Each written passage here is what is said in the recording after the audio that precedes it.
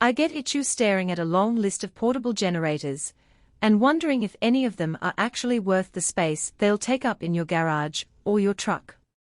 You don't want to drop a few $100s on a unit that sits idle most of the year, or worse, one that can't handle the exact load you need when the power goes out. And because a generator is a serious safety issue, you also have that lingering question: will it run clean, will it warn me about carbon monoxide, and will it start without me wrestling with a cord on a cold morning? If you're trying to cut through the hype and figure out whether the GENMAX 15000W tri-fuel portable generator is the right fit for your situation, you're in the right place. Link is in the description if you want to check the product details on Amazon. First, let's talk about the kind of power you actually need. A 15,000 watt rating sounds massive, but most homeowners only need to keep a few essential circuits alive: a refrigerator, a few lights, maybe a sump pump. For those needs, a 5,000 watt inverter or a 7,500 watt conventional unit will usually do the job. The GENMAX, with its 15,000 watt peak, actually gives you enough headroom to run a small workshop on the same day you're powering the house. That's where the tri-fuel part becomes interesting. You can feed it gasoline, propane, or natural gas, which means you can switch to whatever source is most convenient or safest at the moment. If you have a propane tank already for BBQs, you can hook that up and avoid the mess and volatility of gasoline entirely. On the other hand, if you're on a construction site and your crew can only supply diesel, you'll need an adapter because this model only runs on the 3 listed fuels. So, think about your fuel environment before you buy. The biggest practical upside is the automatic transfer switch, ATS. In a proper home backup setup, you plug the ATS into a dedicated circuit, and it does the heavy lifting.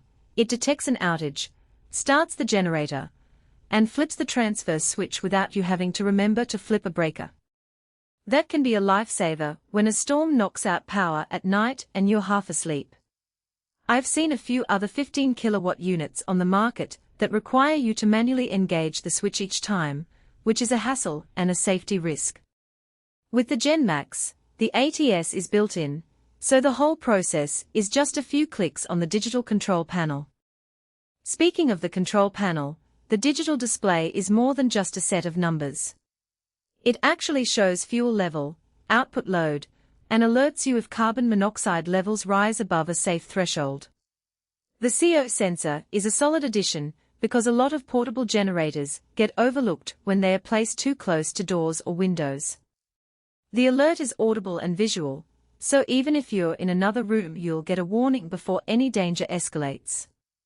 That may sound like a small convenience, but it's one of those safety nets that can prevent a tragedy.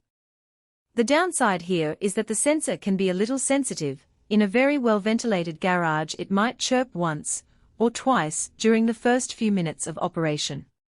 Most users can ignore it after they know the generator is breathing properly, but it's a slight annoyance if you're trying to keep noise to a minimum. Now, let's talk about the fuel tank. A 10.56-gallon capacity sounds generous, and at full load it will give you roughly 6 to 8 hours of runtime on gasoline. In real-world terms, that's enough to keep a small home running through an overnight outage. If you switch to propane, the runtime extends because propane burns cleaner, and you can refill the tank quicker if it's connected to a larger external source. The trade-off is weight. At about 250 pounds, this unit is hefty enough that you'll need a handy dolly or a set of wheels. It does come with a sturdy steel frame and wheels, but you still need muscle, or a cart to get it into a truck. If you're a weekend camper who plans to lug the generator into a campsite each time, you might find the heft a nuisance compared to a 5,000 watt portable propane-only model that weighs half as much. Another real-world consideration is the noise level. The GENMAX isn't a whisper-quiet inverter. At full load it sits in the 70-80 decibel range, which is comparable to a busy street. If you live in a dense neighborhood, you'll want to run it at a lower load or keep it at a safe distance from living spaces to stay within local noise ordinances. For a construction site, the noise isn't a problem at all, but for a home backup scenario you'll probably be running it only when the power is gone, so the temporary inconvenience is acceptable for many. Who should buy this generator? If you're a homeowner who wants a single device that can cover